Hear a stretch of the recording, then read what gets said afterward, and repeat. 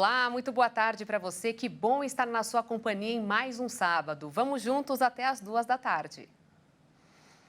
A semana começou com uma edição e você vai conferir os principais assuntos do Brasil e do mundo agora. A semana começou com uma bronca do presidente Lula na equipe de governo.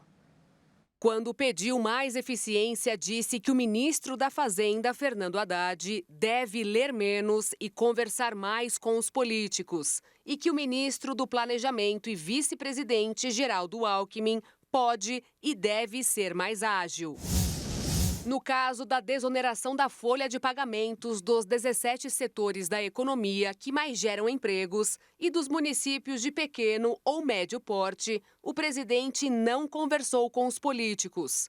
Pediu ajuda do Supremo Tribunal Federal, que determinou a volta da cobrança de mais impostos. O presidente do Congresso, Rodrigo Pacheco, recorreu.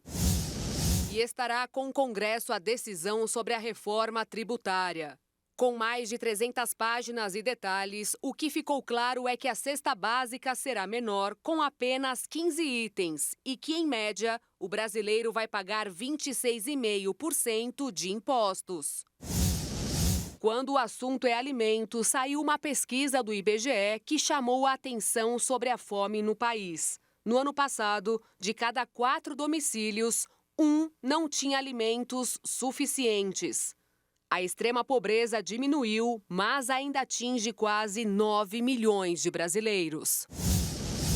No exterior, os gastos com as guerras continuam. O presidente dos Estados Unidos, Joe Biden, assinou um pacote equivalente a 490 bilhões de reais para ajudar Israel na luta contra o Hamas, a Ucrânia contra a Rússia e Taiwan com a guerra, por enquanto, psicológica com a China. No Kremlin, a diplomacia russa não escondeu a indignação com o reforço norte-americano aos inimigos ucranianos. Mas o governo garante que não vai baixar suas armas e que continuará a avançar o quanto puder no território que considera ser seu. No Oriente Médio, as forças israelenses atacaram a cidade de Rafah, que concentra o maior número de refugiados na faixa de Gaza. O número de mortes já passou dos 33 mil, o que gerou protestos nas universidades dos Estados Unidos. A polícia prendeu quase 300 pessoas. Escravidão foi o tema de meia-culpa do governo de Portugal. O presidente Marcelo Rebelo de Sousa admitiu que seus antepassados sacrificaram indígenas e pessoas negras. Durante a comemoração da Revolução dos Cravos, sugeriu até que sejam estipuladas indenizações pelos erros do passado. E as manifestações em universidades dos Estados Unidos contra Israel e a favor da Palestina aumentaram hoje. Em Boston, a polícia prendeu quase 100 pessoas no campus da Universidade Northeastern. Desde o início dos protestos, mais de 400 que pedem um cessar-fogo na faixa de Gaza foram presas nas últimas semanas, mas foram liberadas pouco depois. Políticos americanos e organizações judaicas acusam os manifestantes de gestos antissemitas. O início dessa semana também foi marcado por um caso que chocou o Brasil. A morte do cachorro Joca, um Golden Retriever, expôs mais uma vez vários problemas que envolvem o transporte de animais de estimação em aeronaves. Esse não foi o primeiro, mas o que muitos esperam é que seja o último caso da morte de um animal de estimação em um voo. Joca morreu na última segunda-feira, dia 22 de abril, durante um transporte aéreo no porão de uma aeronave da Gol. Para recapitular o caso, o cão deveria ter saído do Aeroporto Internacional de São Paulo, em Guarulhos, com destino ao Aeroporto Municipal de Sinop, no Mato Grosso, no voo 1480, no qual estava o seu tutor, João Fantasini. A companhia aérea, no entanto, embarcou Joca em um voo diferente para Fortaleza. João só soube do erro ao chegar no Mato Grosso. A Gol perguntou se ele queria voltar para São Paulo para buscar Joca, que estava em outro estado devido a uma falha. O tutor conseguiu voos de ida e volta de Mato Grosso a São Paulo gratuitos, além de hospedagem.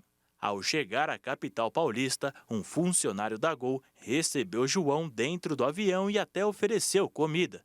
Então, ele ficou esperando até o pouso do voo em que o cachorro estava e o recebeu sem vida dentro da caixa de transporte. Após a morte do cachorro, a companhia aérea anunciou a suspensão temporária do transporte aéreo de animais no porão dos aviões. Contudo, o transporte de pequenos animais na cabine das aeronaves está mantido. O caso ganhou tanta repercussão que até o presidente Lula falou sobre o assunto. Ele usou uma gravata com desenhos de cachorro e prestou solidariedade à família dos tutores. E não foi só o presidente que se manifestou. Nessa semana, também foi realizado um encontro entre o Ministério dos Portos e Aeroportos, a Agência Nacional de Aviação Civil e interlocutores das companhias Gol, Latam e Azul. Ficou definido que a ANAC irá conduzir uma consulta pública para angariar sugestões da sociedade para aprimorar uma portaria já existente referente às regras para transportes de animais por meios aéreos. Na próxima terça-feira, dia 30 de abril, está previsto uma nova reunião proposta também pelo Ministério dos Portos e Aeroportos a representantes do Congresso Nacional, na qual devem ser analisados projetos de lei que versam sobre o tema. Como citado, o caso do cachorro Joca chocou o Brasil e é esperado que essa situação possa servir de aprendizado para um cuidado maior com os animais de estimação e evitar que situações como essas sejam evitadas daqui para frente. E neste sábado pela manhã, um cão da raça Shih Tzu de 5 anos de idade morreu na cidade de Vitória da Conquista, na Bahia.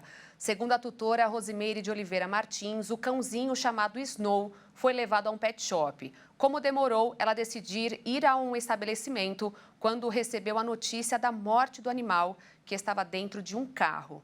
Segundo o dono do pet shop, Snow foi entregue à irmã dela. Mas como Rosimeire não tem irmã, registrou um boletim de ocorrência. O proprietário disse que lamenta o fato, mas não quer comentar o que aconteceu. E para abordar um assunto como este, que mexe com milhões de pessoas, eu vou conversar com a advogada Antília Reis, especialista na defesa de diversos grupos de vulneráveis, desde as crianças até os idosos. E não poderiam faltar também os animais. Boa tarde, doutora. Muito obrigada pela sua participação hoje conosco. Para começar, eu gostaria da sua avaliação pessoal sobre o que aconteceu com o cachorro Joca. Bom, muito obrigada pelo espaço, porque é muito importante a gente orientar a população. O Joca é uma tragédia anunciada, Beatriz. Em 2021, eu sou advogada daquele caso famoso da Pandora, que é a cachorra que ficou 45 dias perdida por um voo da Gol dentro do aeroporto de Guarulhos. Nessa época, nós já apontamos que devia ter uma mudança na legislação. Aliás, deveria ter uma legislação. A ANAC tem uma portaria que ela simplesmente diz que as companhias aéreas podem decidir qual cachorro embarca na cabine, qual o tipo de animal, qual o peso, qual a espécie. Cada companhia aérea faz o que quer, não tem regulamentação nenhuma. E com isso, vira uma bagunça. O consumidor que compra esse produto, ele não tem a quem se socorrer, porque não tem legislação.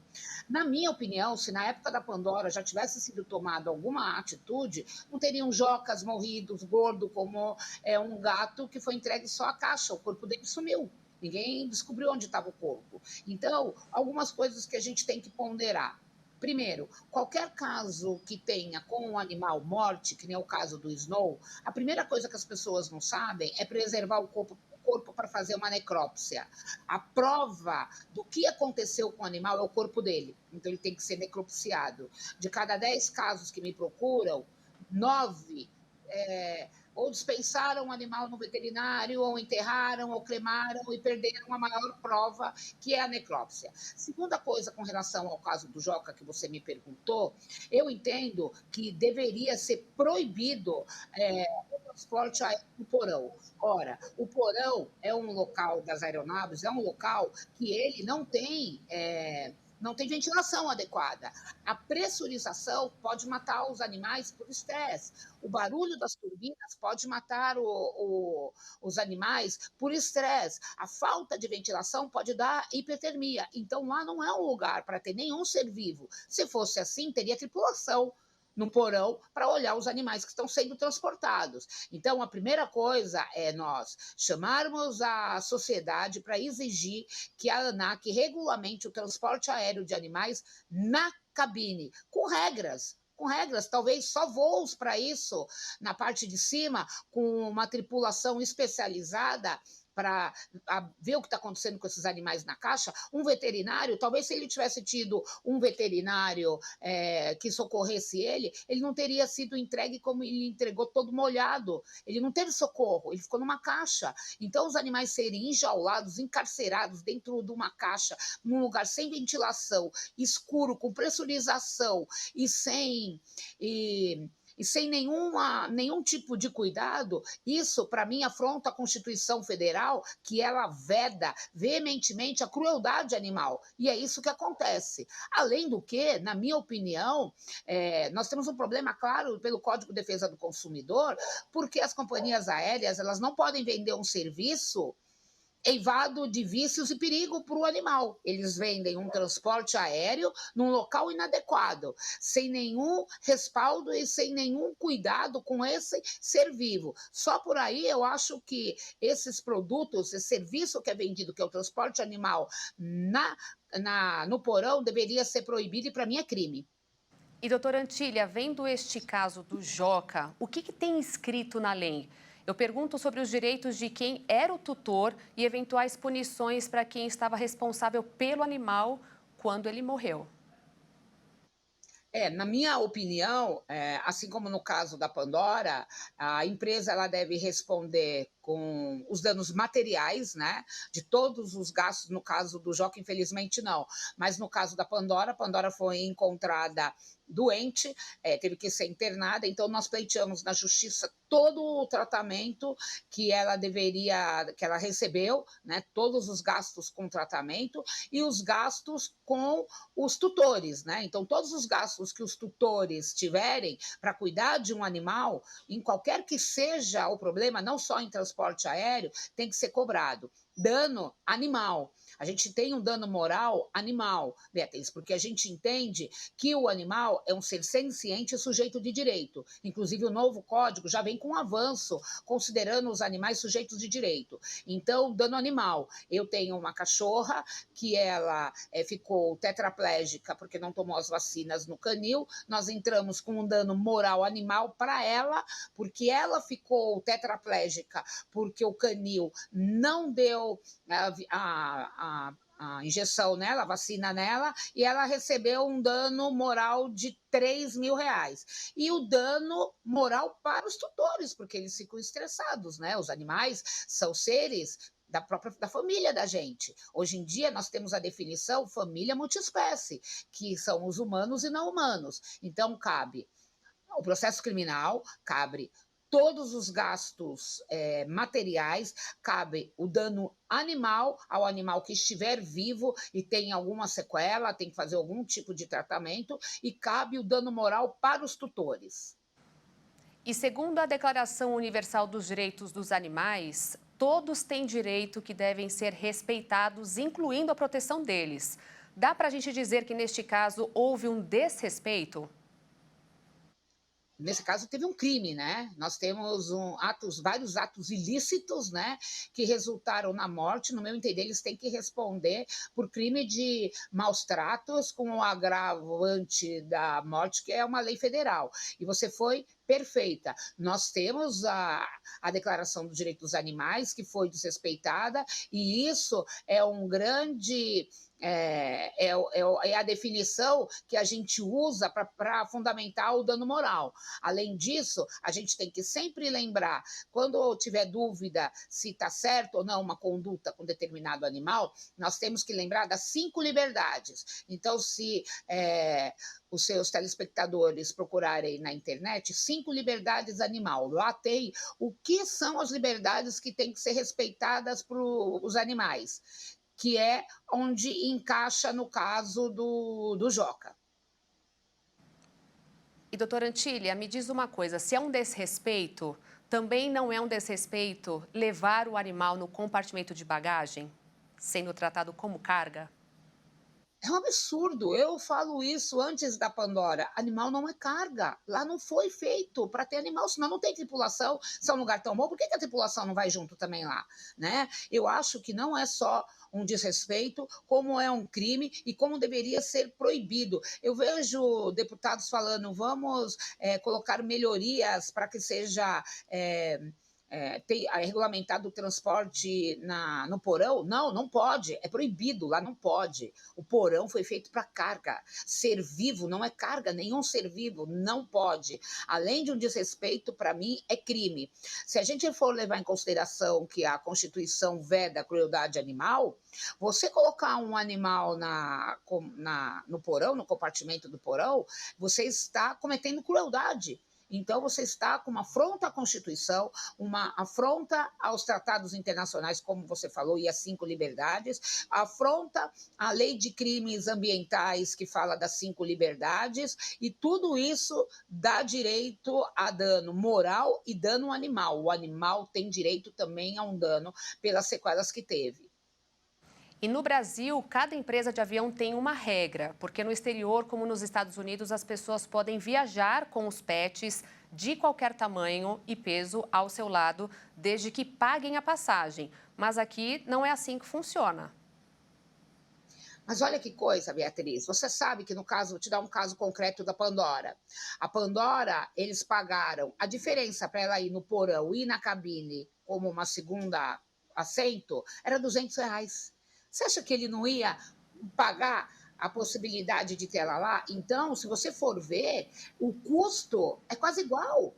A diferença é mínima de um animal ir na cabine. Quem paga para ir no porão, com certeza por 200, R$ 100 a mais vai pagar na cabine. O problema é exatamente o que você falou. Nós não temos uma lei que regulamente isso, a ANAC não regulamentou, ela deixou um absurdo para cada companhia aérea decidir, tratando realmente, a ANAC trata realmente o animal como carga, como objeto, então cada companhia visa o lucro e faz isso da melhor forma para oferir lucro, não importa se o animal corre risco de sofrer com pressurização, de sofrer com o barulho da turbina, de ficar no escuro, de se estressar e de morrer sem ventilação.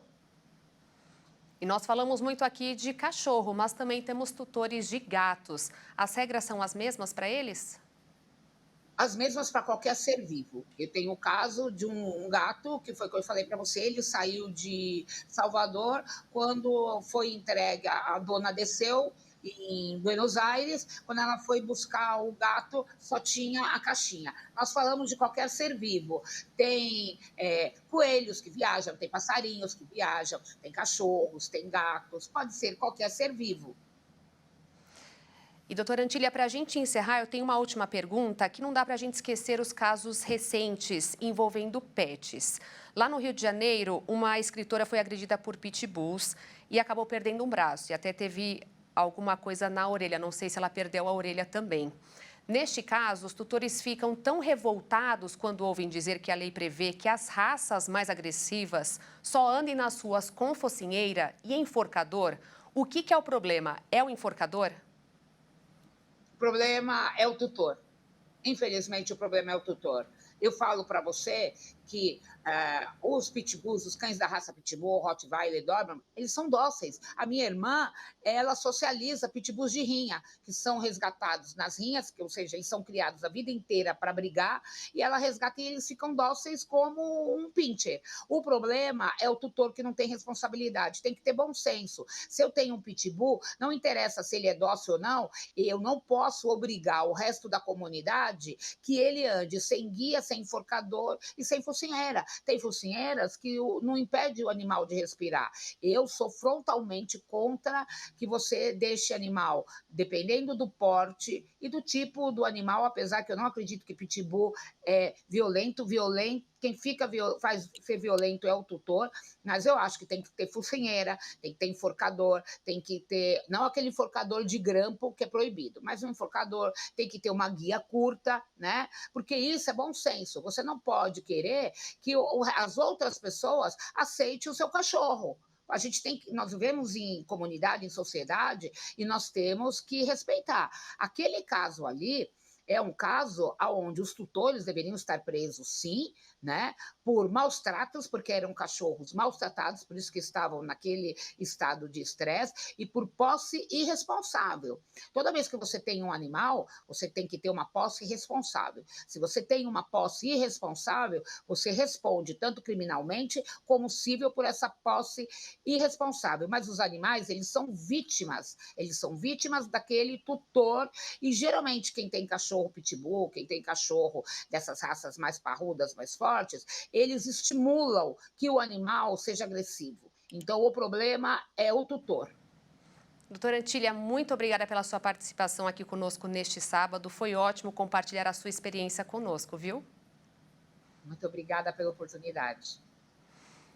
E agora nós mudamos de assunto e vamos falar de inteligência artificial, que é motivo para muitas polêmicas. Um exemplo é o anúncio da Secretaria de Educação do Estado de São Paulo do projeto para a utilização de uma plataforma para a realização de material didático que deverá ser utilizado pelos alunos da rede pública. A ideia do governo do Estado de São Paulo é realizar um projeto piloto que não vai elaborar o conteúdo do zero, mas sim utilizar artigos e informações que já foram escritas por professores e inserir novas atividades. Até o momento, a Secretaria de Educação de São Paulo ainda não confirmou qual tipo de ferramenta será utilizada para o desenvolvimento dessa plataforma. Por esse motivo, ainda não se sabe se o governo vai adotar uma plataforma feita especificamente para o uso educativo ou algo mais generalizado, como o ChatGPT. De qualquer forma, o assunto ganhou notoriedade e, sem sombra de dúvidas, virou pauta dos cafezinhos nas salas dos professores de todo o estado. Para Lucas Barros, estudante de Geografia da USP e estagiário de uma escola privada da capital paulista, a principal dificuldade do uso da ferramenta é a falta da análise crítica que ela possui para explicar um conteúdo. O ponto não seja nem a utilização ou não de tecnologias na educação, uma vez que diversas tecnologias já são empregadas e utilizadas e, se funcionais para o processo educacional, se úteis de fato, elas são bem-vindas. A questão que eu vejo muitas pessoas comentando, professores, pessoas mais experientes também, é que o GPT, ele não tem a capacidade, a inteligência artificial, ela não tem a capacidade da análise crítica sobre o conteúdo. Então, do jeito que ela é proposta pelo governo, ela visa formular conteúdos já pré-montados, enfim, conteúdo programático, conteúdo didático, que vão ser trabalhados com os alunos em sala de aula, né? Porém, a inteligência artificial ela não tem essa capacidade que um ser humano tem de fazer uma análise crítica sobre o conteúdo, visando a aprendizagem de determinada turma, de determinado aluno. Mesmo com a polêmica, essa não é a primeira vez que o governo de São Paulo apresenta um projeto para utilizar a tecnologia na educação. Há 8 meses, o governador Tarcísio de Freitas tentou abrir mão dos livros impressos e substituí-los somente por materiais didáticos digitais nas salas de aula. Plano que foi cancelado após sofrer críticas de especialistas. Para Lucas Barros, o uso da inteligência artificial pode aumentar ainda mais a defasagem no sistema educacional. Eu acredito que a utilização dessa ferramenta dessa forma, da inteligência artificial dessa maneira, poderia fazer com que a precariedade no ensino público aumentasse ainda mais, né? Visto que escolas privadas, por exemplo, não utilizam esse processo, em massa, assim, não utilizam essa ferramenta de utilizar o GPT, a inteligência artificial, para gerar conteúdo, para gerar um programa, um material programático que vai ser trabalhado em sala de aula. É o professor que monta, é o professor que planeja, é o professor que vai produzir esse conhecimento. Quem tem experiência nesta área e vai nos ajudar a entender melhor os prós e os contras da inteligência artificial é o professor de Ciências da Computação, Felipe Roncalli. Boa tarde, Felipe. Obrigada pela sua participação aqui hoje. Boa tarde, Beatriz. Essa oportunidade de falar sobre IA com vocês. Bom, e para começar, o senhor é professor. A primeira pergunta não poderia ser outra. Qual é a sua avaliação sobre este conjunto de tecnologias no ensino? Eu acredito que se utilizada de uma forma correta, ela contribui bastante. Ela é uma fonte de pesquisa. Como dito na reportagem, né, se você utilizar para gerar o conteúdo, para dar a resposta pronta, ela, de certa forma, é maléfica. Mas se você utilizar como uma fonte de consulta, igual nós já consultamos anteriormente, né, já usamos enciclopédias, revistas, jornais como fonte, depois a própria internet, a gente começou a pesquisar na internet e agora está vindo as ferramentas de inteligência artificial para nos dar esse embasamento. Então, eu acredito que, se utilizada de forma correta, ela vai sim ajudar o processo de formação e o aprendizado. Se utilizado de forma incorreta, ela vai atrapalhar com certeza. Quando nós vamos marcar uma consulta médica ou precisamos de informações em nossa agência bancária, a resposta sempre vem de um robô. Isso não está ocupando vagas de emprego? Com certeza, algumas vagas de emprego são simplificadas por essa automatização do processo, né? Mas, em detrimento, outras vagas são criadas, porque eu tenho que ter profissionais qualificados e habilitados para gerar essas soluções, para avaliar essas soluções, alimentar essas soluções e deixar cada vez mais robustas, né? Eu acredito que isso não está necessariamente ligado apenas à tecnologia. Eu acho que é um processo natural de evolução de alguns serviços. Então, com essa questão da automatização, alguns trabalhos que são fáceis da gente padronizar, né, que seguem um padrão bem definido, eles tendem, de fato, a ser substituídos por máquinas, robôs, né, por inteligência artificial. Mas ela também nos dá essa deixa de criação de novas vagas de emprego, né? A gente tem perfis de profissionais que há uns anos atrás nós não teríamos. São esses que estão por trás dessas programações, dessas criações, para que seja possível essa interface com esses robôs e com a inteligência artificial. Mas que nada substitui também o contato humano. Com certeza. Recentemente... Perdão, Felipe, pode continuar. Essa questão do contato humano, tanto que nesse caso dos bots, né, dos chatbots, que são esse contato com o robô, quando a gente não consegue a solução num espaço de tempo curto, médio, você é fatalmente transferido para uma integração com uma pessoa, né, para que ela possa entender de fato a sua necessidade e tentar dentro ali conseguir resolver o seu problema. Então, um primeiro e segundo nível de atendimento seriam feitos de forma automatizada e um terceiro nível seria de forma já humanizada.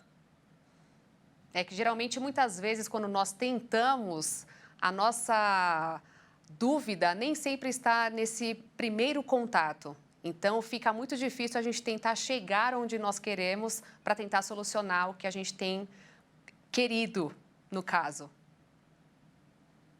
Acaba gerando insatisfação, né? Acaba gerando a frustração da tentativa do contato não ter a resposta adequada, né? E, Felipe, quais são as categorias que ficam mais expostas por causa da inteligência artificial? Que essa tecnologia acaba até sendo uma invasora na nossa vida? A gente está falando, está muito em alta, né, a questão da inteligência artificial, mas ela é uma tecnologia que nasceu em 1943. Então, ela não é totalmente nova, né? A gente está vivendo um ápice dela no momento e a gente está com um grande foco na inteligência artificial generativa, que é um chat GPT, um Gemini da Google, que é uma IA que consegue aprender o padrão da sua voz e replicar a sua voz. Você consegue montar vídeos com essa IA. Então, são ferramentas que geram conteúdo. Então, eu acredito que quem está mais no foco no momento são os grupos que partem disso. Igual a gente pode ver vozes clonadas, vídeos clonados, fotos com conteúdos alterados, deturpados. Então, eu acredito que quem tem uma grande exposição hoje à mídia pode sofrer mais com isso. porque o foco, na minha visão, no momento, está nessa área. Mas eu acredito que todas as áreas serão impactadas. Umas mais, outras menos, mas todas serão impactadas.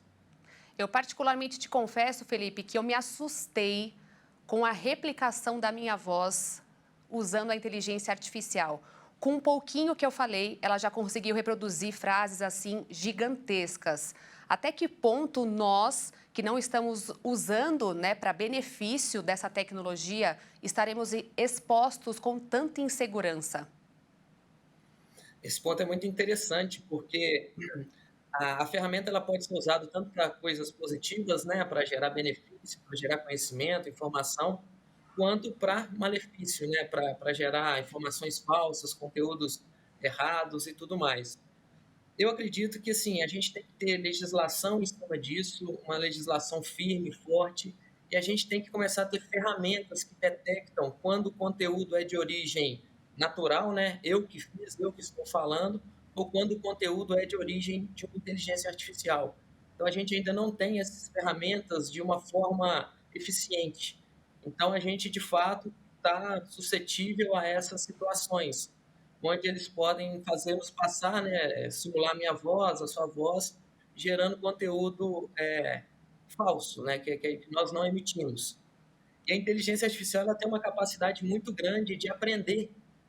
Então, qualquer fala sua, ela já consegue entender o seu tom de voz, as características da sua voz, algum sotaque, alguma questão, e ela consegue replicar o que a pessoa quiser. Então, eu consigo colocar qualquer texto, e ele vai dizer o texto que eu coloquei com a sua voz. Isso é um perigo, inclusive, para crimes, né, cibernéticos, porque geralmente, se você vai ligar para alguém, para alguma agência bancária, por exemplo, para fazer algum contrato de algum serviço, de repente está lá a sua voz dizendo sim ou não para algumas perguntas que, na verdade, nem foi você que gravou, nem foi você que falou naquele momento, mas é sim uma gravação.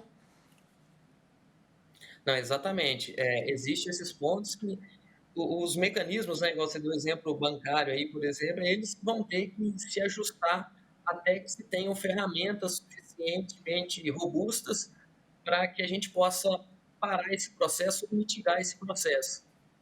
Infelizmente, assim, o problema chega antes da solução, né? Então, agora o pessoal está correndo atrás para gerar esses meios de controle. Mas, infelizmente, a gente está correndo esse risco que você colocou e as questões estão acontecendo a todo tempo, né? Felipe, muito obrigada pela sua participação. Esse assunto realmente ele rende muita coisa. Eu te espero numa próxima para a gente debater outros focos dessa inteligência artificial. Eu agradeço. Um abraço, uma boa tarde. Um ótimo sábado. E como principal assunto desta edição foi a situação dos animais, como o cachorro Joca, eu gostaria de mostrar o trabalho de uma ONG de Porto Alegre, lá no Rio Grande do Sul. Lá os hóspedes chegam machucados, são tratados para recuperar a condição que eles estão e voltam para a natureza. E eles não pagam nada para entrar. Tem macaco, lagarto e muitas aves.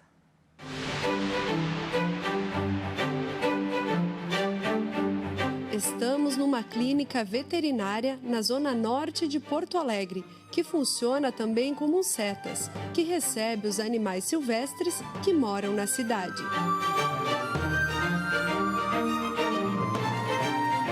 A gente faz esse trabalho de forma voluntária com vários órgãos oficiais, né? Então, a SMAMUS, o IBAMA, a SEMA, o Batalhão Ambiental, né?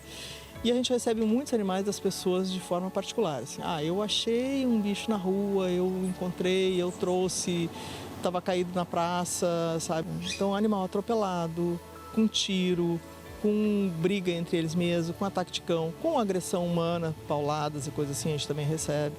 Então é muito variado mesmo, mas assim, a maior parte são filhotes, sem dúvida alguma, né? Como é o caso do Deep, que chegou aqui quando ainda era um filhote e há mais de 1 ano e meio tem recebido todos os tratamentos e cuidados aqui da ONG. Foi bem difícil criar ele no início, ele teve muita diarreia, teve que passar por vários tratamentos, né? Hoje em dia ele segue ainda sendo tratado, ele ainda tem dificuldade de se alimentar com algumas coisas, né? Ainda é chorão, assim. Tentar dar uma mamadeira para ele, ver se ele quer. E tem que sentir o gosto primeiro. E como ele já é muito grande para mamar, ele vai praticamente pegando assim né? E aos pouquinhos a gente vai dando de gotinha em gotinha. Então é um trabalho constante com ele, né? Em funcionamento há mais de 30 anos, o projeto Voluntários da Fauna mantém seu trabalho apenas com doações. Em média, por ano, cerca de 5.000 animais são atendidos necessitando dos mais variados tipos de tratamento. A gente cria os protocolos para cada tipo de animal e cada tipo de lesão, né? Alguns chegam como choque elétrico, que nem é o caso do bugio. Outros chegam com trauma, que nem é o caso dessa araquã. A gente consegue fazer alguns exames laboratoriais em alguns deles, como raio-x, ultrassom, né? Alguns, como são só lesões de pele ou muscular, a gente faz procedimentos de limpezas, de antibióticos, ataduras, né? E a partir disso, eles vão fazendo todos os dias, até que se recupere e possa voltar para a natureza. O que logo logo vai acontecer com essa coruja suindara e as aves desse viveiro, que já estão prontas para voltar ao seu habitat natural.